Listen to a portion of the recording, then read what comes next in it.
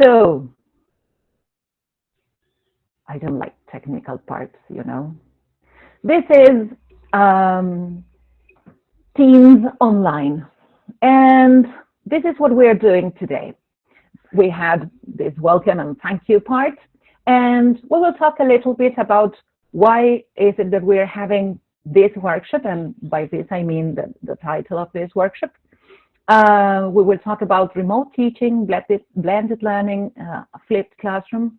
We will talk about the golden rules we need in our classrooms, teenagers and our relationship with them, working with the 4 skills and ICT. Is that possible? Apps and resources, keeping our learners' styles in mind, and then you will have the feedback and certificates, and if we do have time, we will have some questions at the end. So, why this workshop? Well, what is it that we have here? We have different things related to COVID or around COVID-19. COVID-19 changed our lives, the world's life, and I thought of different words, different terminologies related to this. What happens with remote teaching, blended learning, flipped classroom, and now this hybrid methodology we are supposed to start having in Argentina at least. When we talk about remote teaching, we talk about distance learning, okay? So we are teaching from our homes, this is the case, and our students are at their homes. When we talk about blended learning, it is half and half. We have half in the classroom and the other half in at home. And when we talk about flipped classroom, we are talking about a delivery method resub. So these concepts are absolutely different from what we thought of in March, when we thought of our year and what the year ahead was going to be like.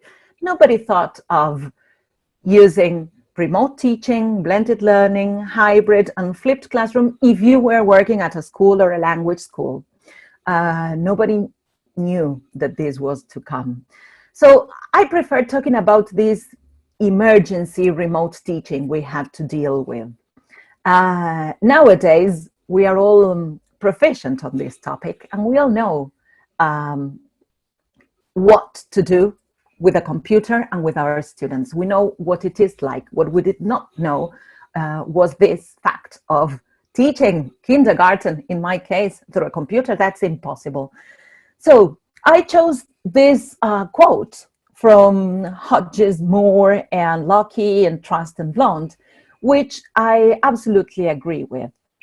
Well-planned online learning experiences are meaningfully different from courses offered online in response to a crisis or disaster. So I think this is the point. In these last months, we had to adapt ourselves, adjust our realities to teaching online something that we had planned for a face-to-face situation. So this was emergency remote teaching. The thing is that now we know the rest of the year is ahead. In the case of Paraguay, the girls were telling me that you are not going back yet. So we have the chance to plan what is to come. So this was just an introduction. If we think of the different stages and the different things we had to go through in our real situation and context. I am fighting with my computer now. Let's see. Can you see? Can you hear me? Can you help me with that? Because I can't see anybody. Okay, we can hear you super clearly. Great. So we had to change things. I imagine the very first weeks and months were a mess. At least they were for me. Having to stay at home, having to help my teachers, in this case, plan their classes, and not knowing what to say, because in fact, I did not have experience in remote teaching. So now we can sit and plan our classes in a different way because we have tried this. But something I like is having rules and sticking and respecting these rules with my students. So I call them golden rules. In general, this is something I come to an agreement on with my students. It is not something that I set. It is not the rules that I set, but it is coming to an agreement with them. So these are the things we can do with teenagers too. We can ask them to sign in on time to our virtual meeting. We can ask them to find some quiet places to study. Sometimes we can see the rest of the family walking around or playing the TV and they cannot concentrate. We need them to be attentive, to be listening to what is happening, to look at the screen. That means cameras on and not off. We can ask them, according to the platform you use, we can ask them to raise their hands or to show their hands if they want to raise their hands, to answer when teacher calls your name or their name. Don't draw on the screen, so do not bother on the presentation, and don't talk to your friends. I have two daughters, one is 10 and the other one is 14. And in fact, I insist a lot on this with them, on being respectful for their teachers. I think we have done a great job worldwide. We have changed the education system at all. And I think we need to teach the kids to be very respectful to this. So now, we said teenagers, and I don't know, do you like working with teenagers? Don't you like working with teenagers? I love working with teenagers, but I think that when our teenagers thought of, oh, we're going to have virtual meetings, we're going to have classes online, this is going to be easy peasy for me, a piece of cake. And I don't think it was like that.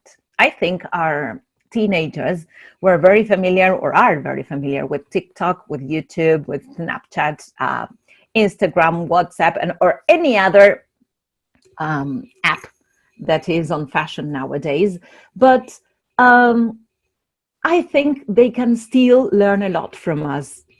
But we can have them as our allies, you know, because there are many things we can teach them, because perhaps they were not aware of Google Classroom, and they did not how to work on that. So we have to teach them, but we can also learn from them.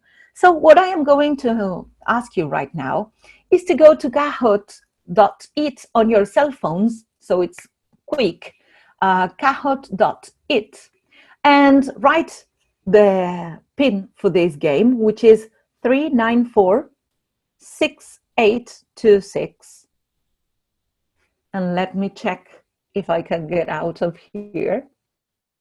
Oops. I will tell the audience that I had to change computers. There we are. The very last moment, you know. So here we are. Oh, good.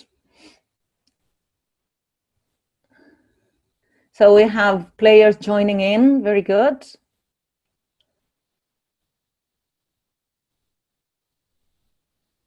Great. So it is kahoot.it, and the game pin is 3946826. 32 players, 33. So the idea now is we're going to have some easy questions, and we can ask our students to play with this too. Let's wait a little bit more.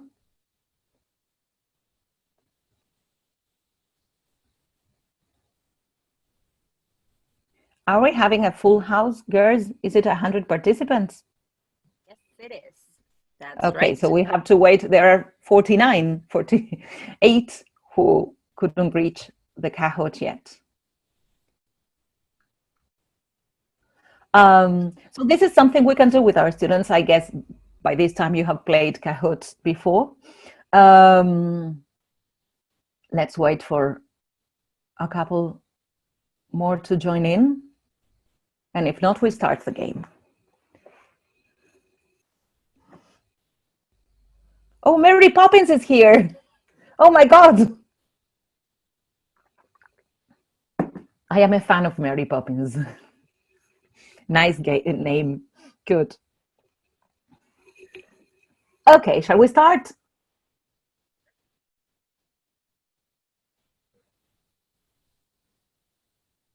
Here we are. We're going to start the game.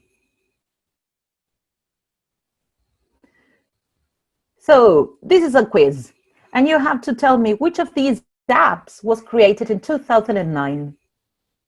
Snapchat, WhatsApp, YouTube, or TikTok. 2009, that is 11 years ago.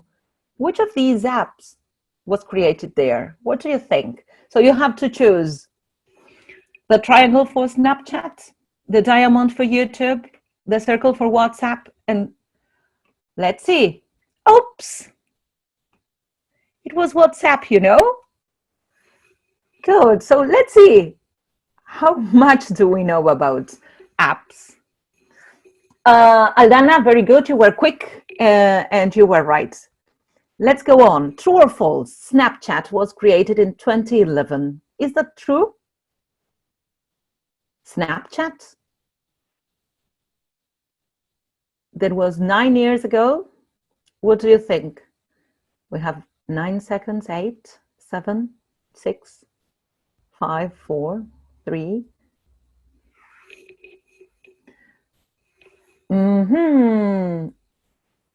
34 answered yes. It was true. Very good. Let's see the results. Aldana, you're still there. Good. On top of the list. So I chose these questions related to apps. YouTube is not older than TikTok. Which is younger, YouTube and TikTok, or TikTok? YouTube is not older than TikTok.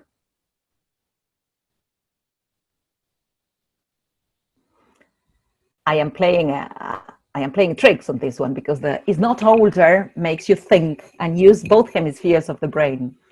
Very good. It is false. Very good.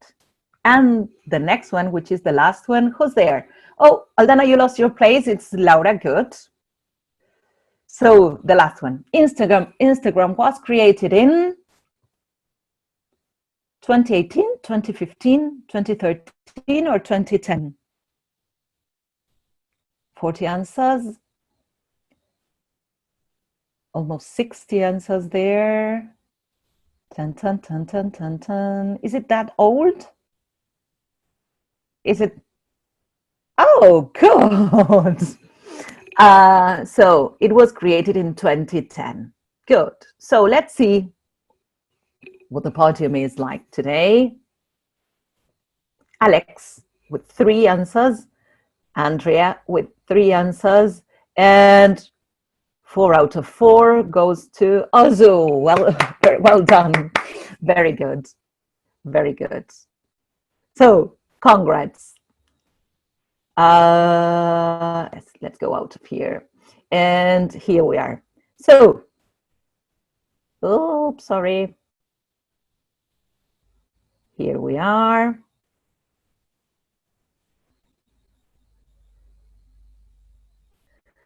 So we can play with our students and we can tell them, we can test how much they know, and we can ask them to play and create their own games with Kahoot. The good thing is that it is easy to use, that it is really friendly, and they like working with that. But now, forget about the games. I am going to show you, we said that we were going to talk about the usage or using the 4 skills with teenagers, with TICs, using ICT. So I like keeping the format of my classes as if they were face-to-face. So I usually start my classes with a warm-up. And sometimes I chose proverbs or phrases, sometimes a tongue twister, sometimes a phrase that caught my attention from any movie or film, and I brought this into the classroom. In this case, today, I chose a topic which is related to kings, moons, and I looked for a proverb related to the moon. And you will see, the proverb is my warm-up, and I start my class, and my students know that I use the beginning of my class, the 5 minutes at the beginning, to talk about something. It is like a cue me in activity. The idea is to get connected to the English language from the very beginning and avoid Spanish or their native language being used. The proverb I chose today says, the moon moves slowly, but it gets across the town. So when I bring a proverb, I ask my students to read it. We talk about the different words there, whether they know them or not. And we discuss the meaning of this. What does it mean? The moon moves slowly, but it gets across the town. What's the idea here? The idea is to be consistent, to keep on working. The hard work will always get its benefit. So perhaps I ask them to Google for the proverb, to look for examples. And I said we were going to talk about moons and kings. And we will see how. This was just something connected to the king and the moon. But now I'm going to go into the topic. Before giving my students the reading that I took from this site called breakingnewsenglish.com, this is a site where you can get articles, texts, and lots of activities to work with these texts. The idea is they are leveled, they have different levels, so you can have the listening, that means the audio for this text we are working with. We will see the text on the next slide. But I wanted to connect my students to this text by talking about the moon on the warm-up and introducing the topic. This is one king, the moon, but why? So let me see if this helps me.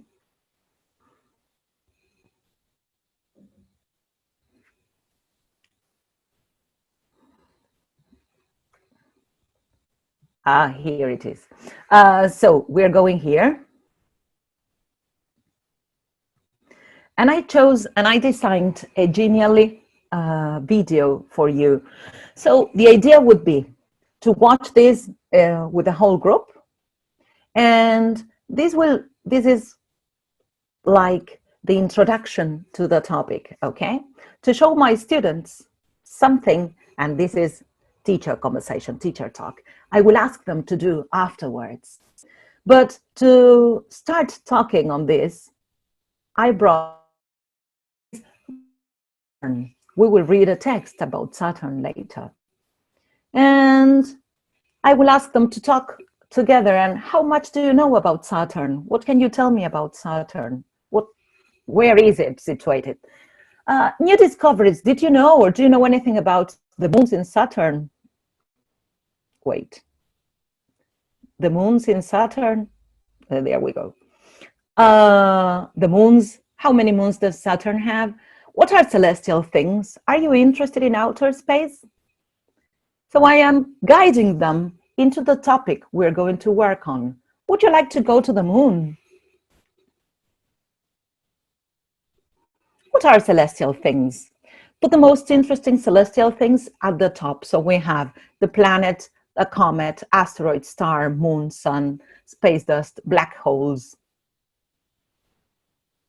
Is it okay to invest money in finding out about outer space? Why?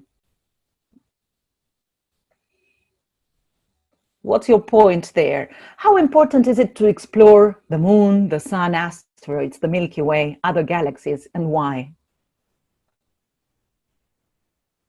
Or shall we invest in saving on our planet? in saving the Earth. So we're inviting them to have lots of different topics for discussion. Can you name the planets of the solar system in order? So here I chose a phrase, my very educated mother just served us nutritious pizza. The idea is that I am using mnemonics. I am choosing different words to create a meaningful sentence for my students to remember the order of the planets, because that would be Mercury for my, Venus for very, Earth for educated, Mars for mother, just Jupiter, served Saturn as Uranus, and nutritious Neptune, and Pluto for pizza. So I am using different techniques, brain-friendly techniques, to help them associate the order of the planets with different words. It is not easy to remember a list of words. So I chose this. This is a phrase I created with third formers almost 20 years ago. We adapted some phrases we had heard, and we made this ours. And we learned this phrase to make it easier for them to remember the order of the planets. So this was mnemonics, mnemotechnic. Good. So this was a short, nice, sweet presentation, which took me 5 minutes to create, because what I did was to enter genially.com, or in fact it is genial.ly, and I chose this layout, which was related to space, and I started copying and pasting things that I had on a handout. Now, from all these different slides I had, we could have lots of speaking ideas. We could have lots of ideas related to Saturn and different characteristics about space. Nothing from there talked about kings and the moon. So the idea was to give my students different points to talk about speaking. The idea is to show them my input like this, so that they can later on create their own genially, perhaps with a different setting, not necessarily related to outer space, not to the planets or the moon or whatever related to the solar system, but to teach them how to have the outcome out of the genially. And now I am going to give them, or you, the reading. Now, what happens with this reading? This reading is some factual information about Saturn. And my question to my students is, I am associating a king. Instead of saying, can you see the king and can you see the moon? I would say, what is this? And I would elicit from them, it is the king, royalty, whatever, and a planet, the moon. And so we would elicit and work on different ideas and have some brainstorming on these pictures. And then I would say, okay, how can we connect a king to a moon, or kings or royalty to the moons? Again, the idea is to give them the chance to speak and to think. We are promoting critical thinking. We are giving them the chance to be creative with their own thoughts. That's why I created this genially with questions that were really open. Some of them were not. They were very concrete. They said, how many moons are there? How many rings does this planet have? But then lots of these questions invited for debate. And I think our classes need to have these things, both the idea of factual information, but also giving our students the chance to spread their creativity, to spread their critical thinking, and to make the words their own. You know what I mean? To help them think about something. Because I have been working with little or young students, young learners for a long time now. And I think we try to develop critical thinking at those ages, but we forget about adults and guiding teenagers in this case to this critical thinking idea. So I think this is a good chance. As I said before, I introduced this breaking news English site, which is, I don't know whether you know it or not, but it is really useful. In case you want to find something, because it has, you can browse it for different topics, and you can also have news that are not COVID related, news that are fun news. And if you're dealing, I like working in projects, I like working in a very contextful area. So what I generally do is, if I am going to talk about planets, let's look for some information about planets. This perhaps is related to the book or not. And I choose something related to the textbook I am using or not. I can create a project because I know my students are interested on this. So here we have now the reading. Here we are. So how is it that the king is related to the moon? Let's read this quickly. We are just going to read the first paragraph. Astronomers have promoted Saturn as the planet with the most moons. Saturn has overtaken the solar system's largest planet, Jupiter, as the king of moons. The astronomers recently discovered 20 new moons orbiting Saturn, which brings the planet's total number to 82. This edges out Jupiter with 79 celestial bodies into second place. Each of the newly discovered moons is at least 5 kilometers in diameter. 17 of them orbit Saturn backwards and take more than 3 years to complete one orbit of Saturn. The astronomers found the moons using the powerful Subaru telescope located on Hawaii.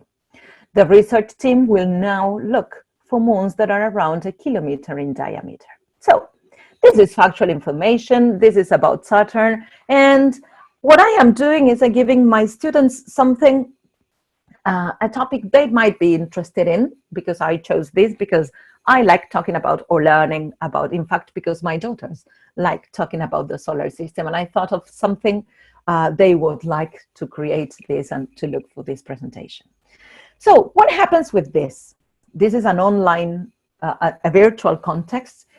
So I give my students the text, and I invite them to look up the words they don't know. And I give them the tool. I say, okay, go on, look up the words you don't know, make a new list on a document or on a sheet of paper using this dictionary. So I think we need to promote all the tools and all the resources we have online with our students. And this is great. We are helping them deal with tools they will be able to use in the future. And in the future, I mean, when we go back to face-to-face classrooms, and when they need to work and to look for a word, to have a good dictionary as reference is good. And this could be Cambridge or Oxford or any, but to teach them that there are dictionaries online. There is always this thing that we teachers need to do, and it is the true or false activity. We need to ask them, okay, we need to check their understanding through the true or false. So the thing is, I had some questions, some statements for them to decide whether they are true or false. I could ask them, okay, I could create another document, something to interact, a word wall or some other app you might use to show their answers. But then I could ask, astronomers promoted Saturn to being the planet with the most moons. I am a brain-friendly teacher, so I strongly believe kids, teens, and adults need to move. Perhaps the virtual situation makes it not that possible, But what about having to do something different instead of true or false? Just thumbs up if it is true, thumbs down if it is false would be like the simplest one, as we are, is the audio okay? And everybody is thumbs up, or can you see me? Can you see the presentation? And they go like this or like this. What about if I say, okay, A, is A true or false? If it is true, what you have to do is, I don't know, tap your head. If it is false, what you have to do is tap your ears. So we're inviting them to find a way to associate true and false with some kind of movement, and we're inviting the brain to have fun. What I usually say about this is that we teachers need to model this. It is not that easy to have students answering and giving you all the answers you want if you are like, I cannot see you tapping your head and your arms are crossed like this. So I think we need to be their clowns too, if we want them to be clowns. I think we need them to participate if we are participating. Do you understand what I mean? It is giving and having back. It is the way the wheel goes round, okay? So if we're having a make it kinesthetic comprehension exercise, that could be, I don't know, snap your fingers, show me, snap your fingers if it is true, clap your hands if it is false, or freeze if it is false, and start moving if it is true. Look for something that your students will easily perform. Perhaps at the beginning it would be just thumbs up and thumbs down, but then you can start with tap your head, and they will have fun. And I think this is something we need a lot, not only in face-to-face situations, but also in this virtual context. So we can have a comprehension activity, but what about working with vocabulary and grammar? We have talked about speaking with the genially and doing the this pair work that you can have smaller groups in your Zoom breakout rooms, or you can have it depends on the number of students you have in your class, but you can have a discussion talking about whether they would like to be astronomers, or an astronaut, or what the moon and the planet Earth, should we invest on outer space or preserve our planet, and blah, blah, blah. So that was speaking. We had the reading. So those were two skills. But before going to the other two skills, I would like to talk about grammar and vocabulary. They are not considered, of course, they are not considered as a skill or skills, but they are very much related, because we need these two structures in order to talk about the four skills, in order to use the four skills. So making these vocabulary and grammar online, I thought of apps and ways to discuss on vocabulary and to discuss or to work on grammar. Have you ever played Taboo? Taboo is the game where you have the word to be guessed, and you have other words, which are the taboo words, which you cannot say. What I recommend is you to ask your students to create their own taboo cards, which you can all share. But I am very fond of having my students creating the material we use in class, whether it is face-to-face again or online, because they are helping you with the material, because if not, we teachers stay hours and hours cutting and pasting, whether with real scissors or on the computer, and creating new worksheets and creating new things. If you take some time from your own class, you ask your students to think of 5 words from the text, 10, make it 10, 5 words or 10 from the text that they would like, or you would like them to work on, because those words, the new words, you can easily ask them to think of this taboo game and ask them to create the words. So, for example, the word to be guessed is planet. So I have to guide you, in this case, to guess the word planet. I have to define the word planet without using solar system, space, and I don't know, moon.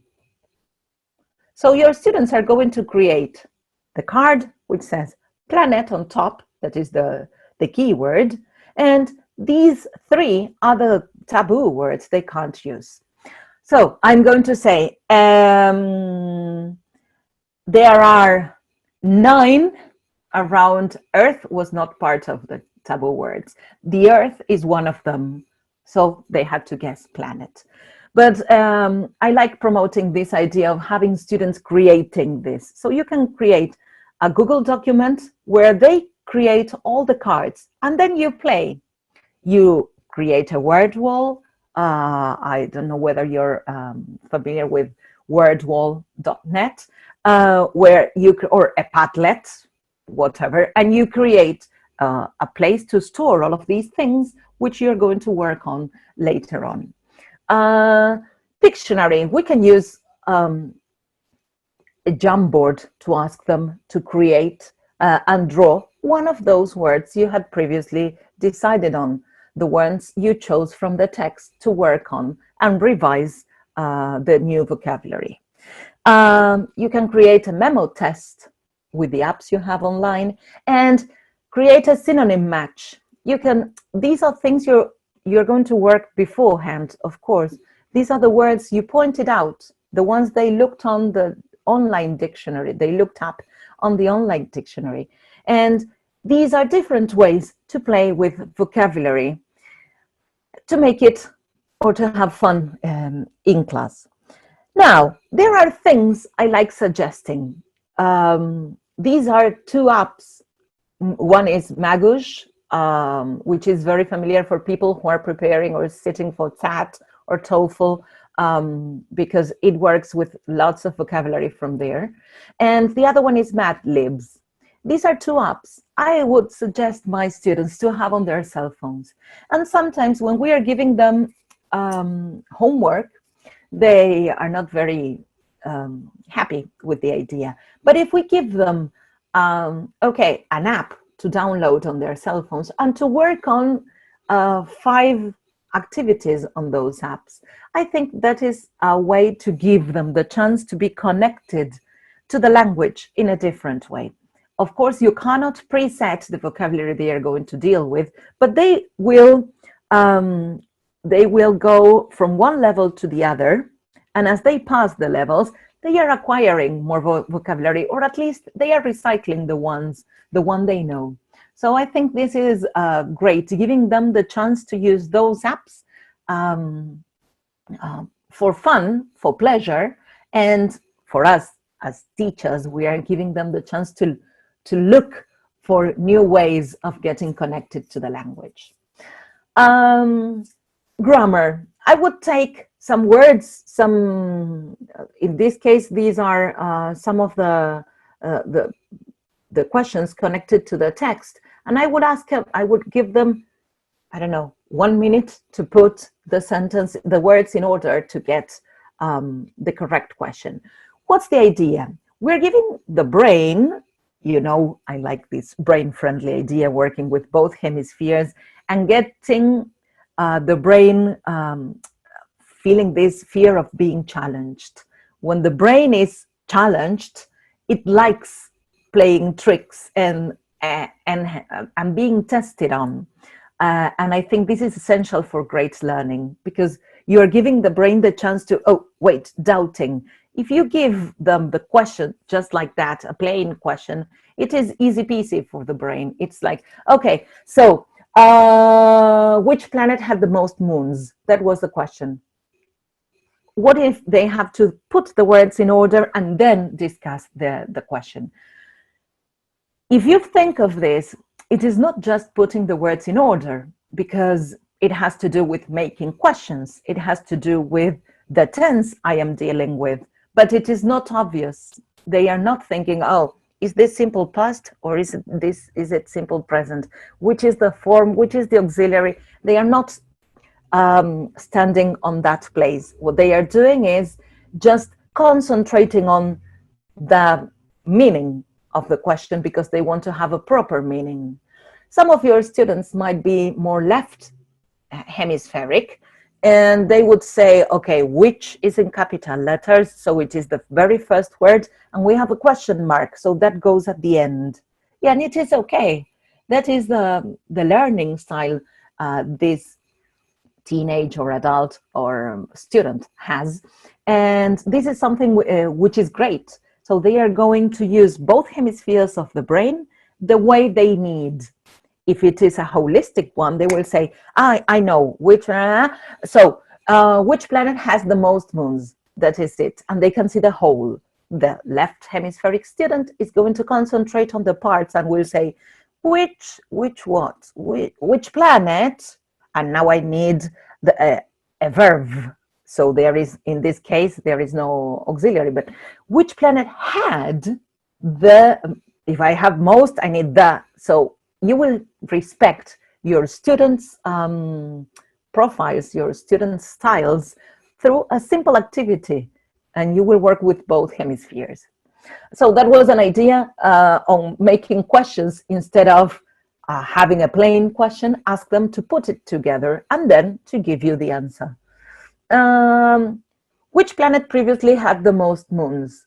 So according to the text, you can create questions with multiple options for them to answer. But what happens if you ask your students to create, through Google Forms in this case, a multiple choice exercise?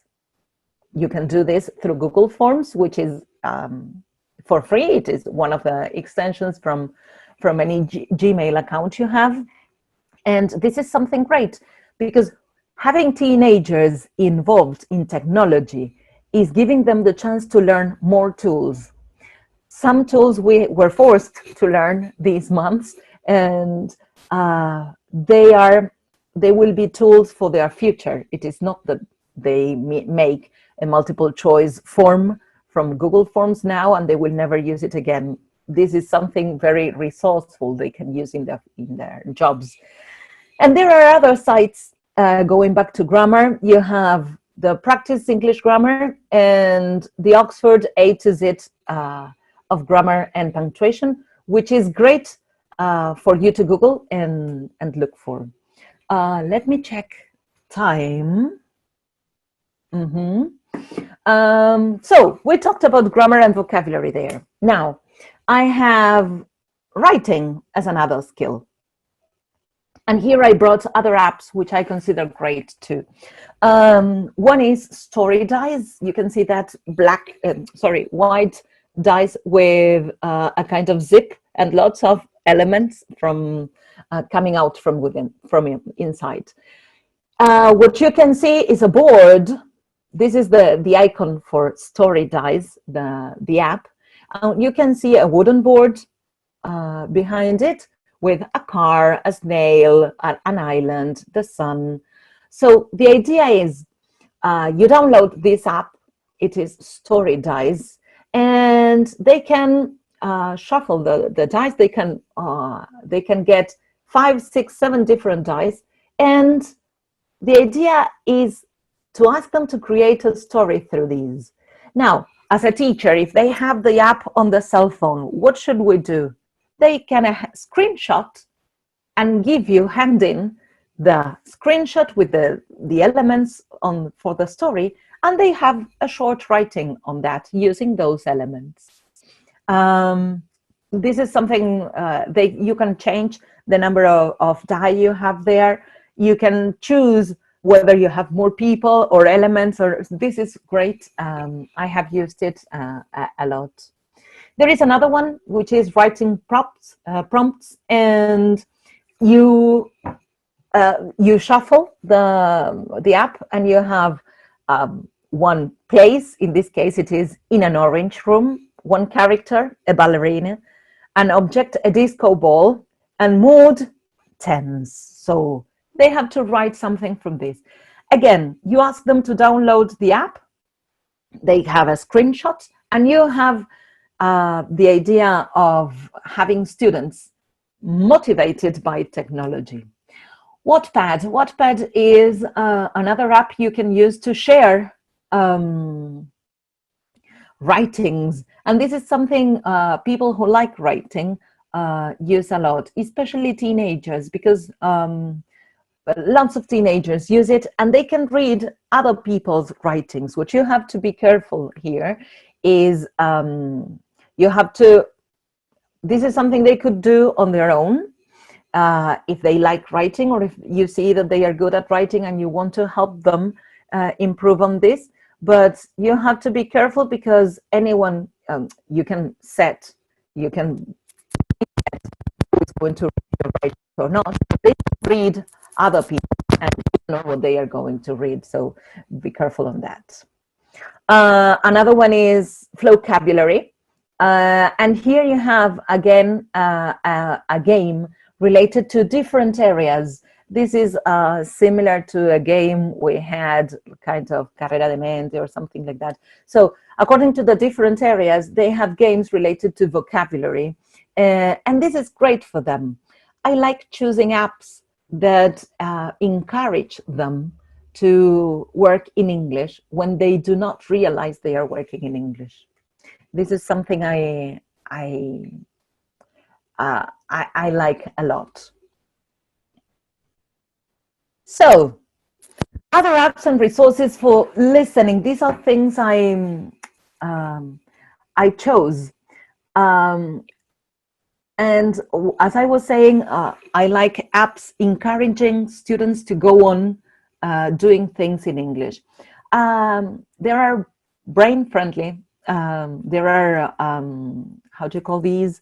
Kind of riddles or kind of problems to solve. I can't get the word right now.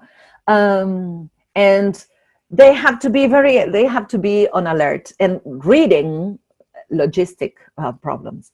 So the moron test is, for example, point the arrow downwards and click the button when it turns green. They have to follow the commands. This is listening, because they can hear the task. They can hear what is they are being asked to do, and they cannot make mistakes.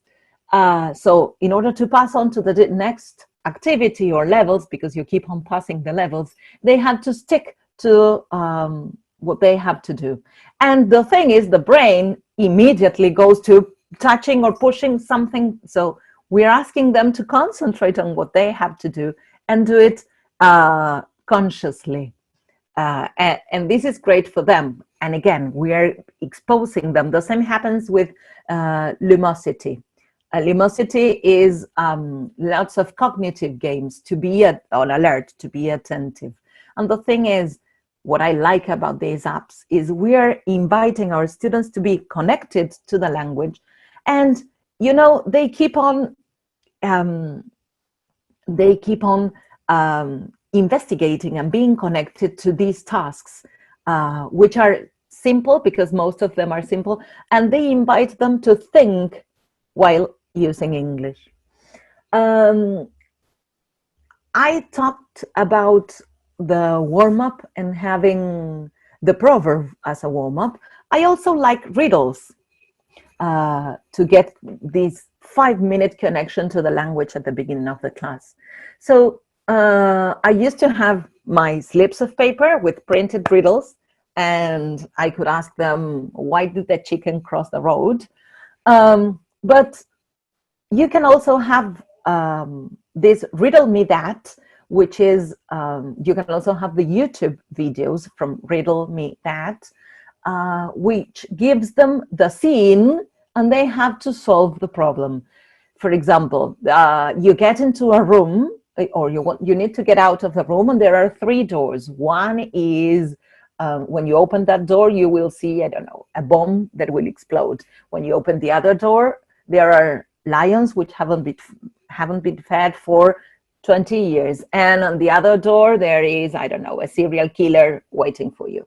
So which is the door you have to choose, 1, 2, or 3. And the idea is to make them again think in English. You're giving them the chance to think of a possible solution while interpreting and understanding the language. You have the riddle me that. I have just realized that I keep on pointing at my screen. You have the riddle me that app, where again they are given the case, they have to solve the riddle, they have to solve. But on YouTube, there is a YouTube channel called Riddle Me That, which is also great because they are exposed to somebody reading the riddle for them to solve. I love working with lyrics training for songs. If you haven't tried it, it is lyricstraining.com. And you can choose the song you want your students to work on, or they can choose the song. And as you press play, the song starts playing, and it waits for you to complete with the blanks, with the words needed. The idea is, if you do not complete it properly, correctly, the song stops and waits for you to check it. And you can choose the level. So if it is one word every 3 lines, so your students with low level have time to listen to it properly to the whole, and they are not rushing over the typing. This is great. And in case you have more advanced students, you can ask them to complete every single word in the lines. So this is great, lyricstraining.com, if you haven't used it. Another thing I like is sharing TED Talks with students. You need more advanced students, obviously, for this, but this is getting them in connected with natives, with real language, with the discourse for a purpose. It is not that it is just, I don't know, something they are not connected with. Choose a TED Talk they like. Could be something about the planets, if you were talking about the planets, or something about business. You choose the topic, but there are many TED Talks that you can benefit from, and your students can benefit from. I was going to say something else. As far as I know, there are publishing houses which are working on books related to TED Talks too.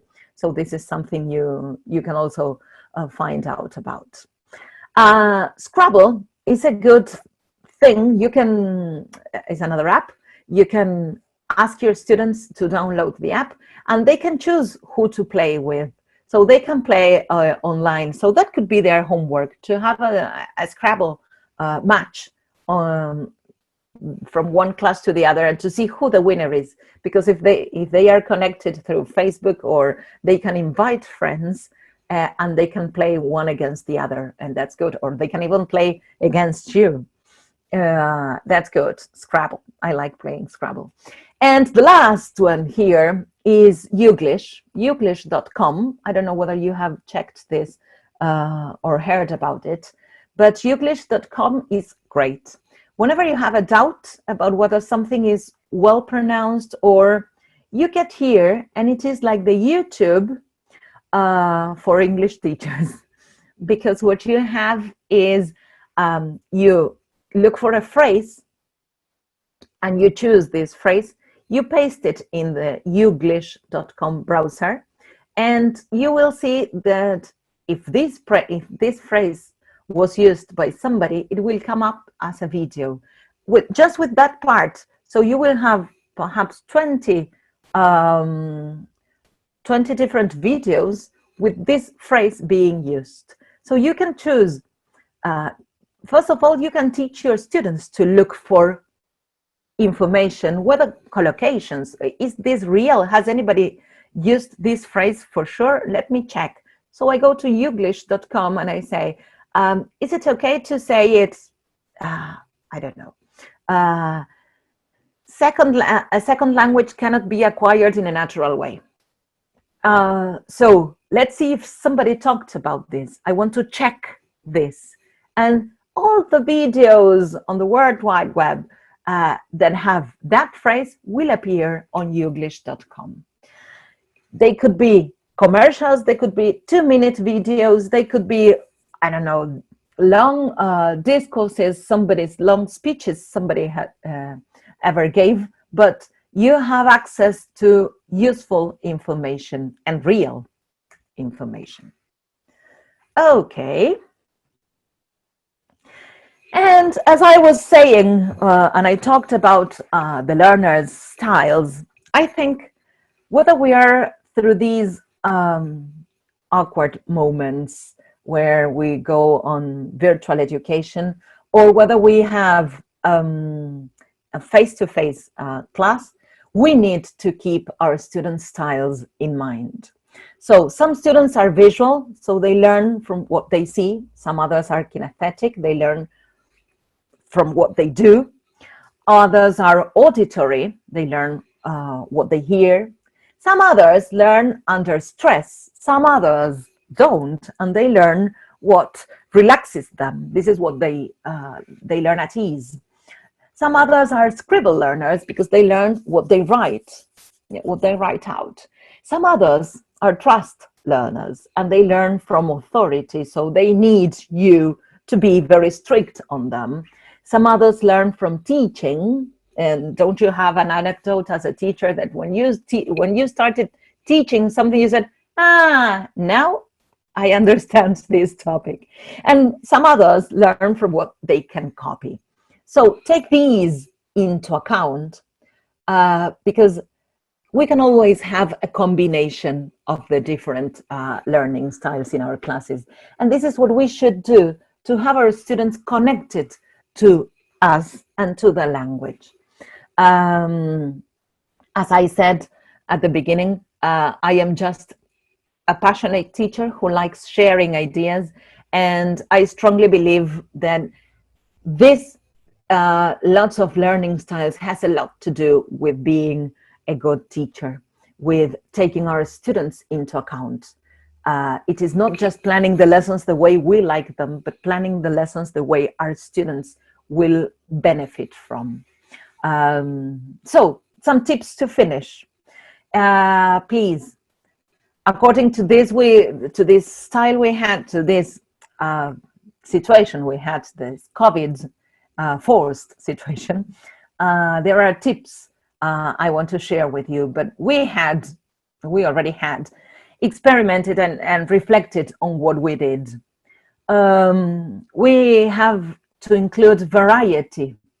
We have to keep it simple. I mean, sometimes we learn something and we want to show them that there are many things we can do with this app, but today I gave you lots of ideas. Do not come next or your first class with all of these ideas together. Give them time to process, give you time to learn how to use them. If you are giving them every single day a different app, you're spoiling the activity. So I mean, by keeping simple, I mean, you relax, see what you want to do and see what they like. And according to their learners, to their styles, to see what works well and what doesn't. And then be the teacher first. And this is very much related to social-emotional learning. I think we are tired of being on this lockdown. We are tired of being home. We are tired of being under stress, but they are also tired. This situation is pandemic. It is for everybody the same. So I strongly recommend to be their teacher first of all. This is something we need to take into account. So now, that was it.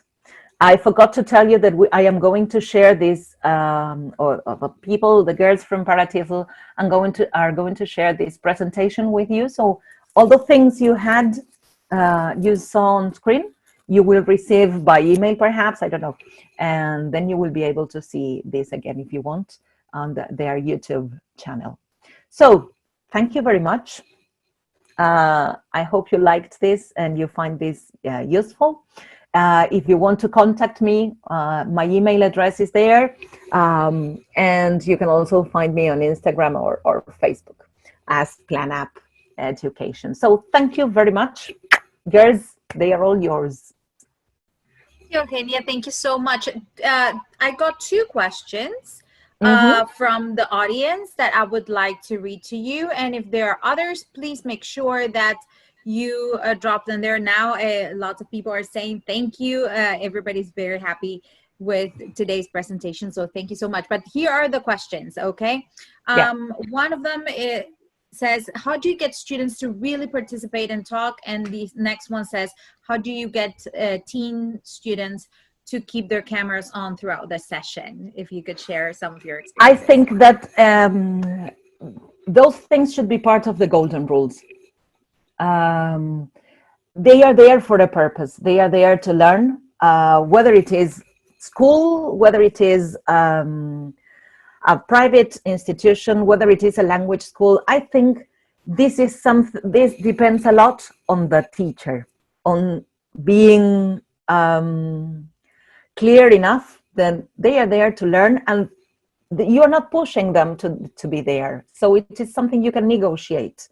I think cameras on is something that we should all have, because that's being honest. So perhaps reflecting on the thing of, what happens if you can't see me as a teacher? What happens if I cover my camera and you can't see me? And I think it has to do with reflecting on this.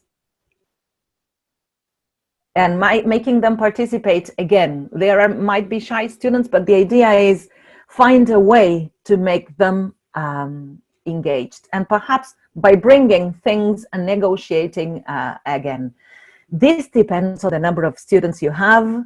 If you have 35 students on a Zoom, you will need to change dynamics, of course. If you have 10 students who love each other, one another, and they love English, that's the ideal situation.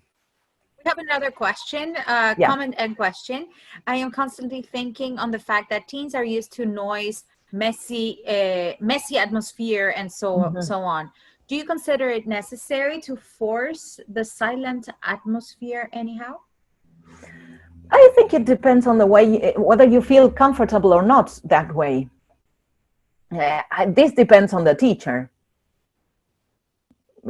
I think it is very personal.